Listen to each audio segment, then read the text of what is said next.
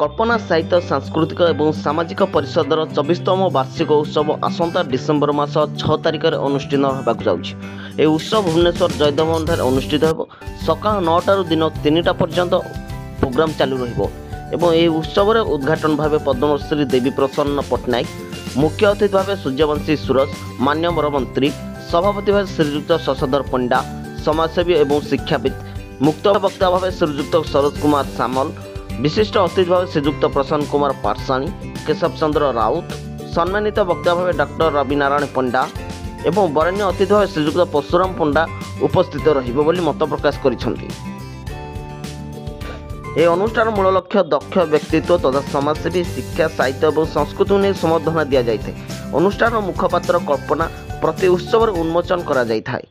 कल्पना एक त्रैमासिक साहित्य पत्रिका जहाँ 1997 मसीह भद्रक कलेज हाथलेखा पत्रिका भाव मुक्तिलाभ करथिला।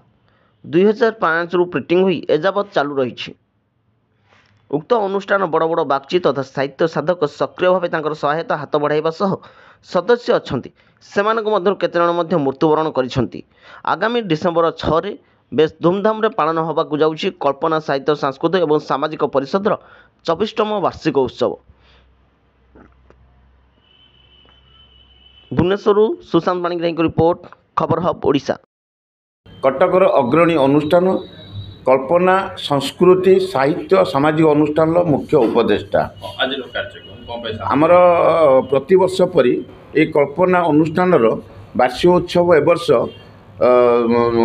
डिसेम्बर 6 तारिख शुक्रवार भुवनेश्वर जयदेव भवन में सकाळ 9 रु 3टा भितर कार्यक्रम रही। आमर मुख्य उद्देश्य होची भाषा साहित्य संस्कृति आगु नवाई ये अनुष्ठान मुख्य एवं आउ रीति रही समाज सेवा करूँ। नारी मानक ऊपर केमिति अधिक से आगू जापर एक परिकल्पना बोली पत्रिका प्रति वर्ष 2 थर आम उन्मोचन करुँ। केवल नारी मानक से केवल आगू जापर या प्रचार प्रसार आपण मैंने सांबादिक प्रिंट मीडिया इलेक्ट्रोनिक जिते प्रचार प्रसार करेंगे आम भाषा साहित्य आगू जापर आपण मानक आम धन्यवाद दौचु। आज तार एक सांबादिक सम्मेलन ये बुलन भाई सेवा सदन आम से रखी।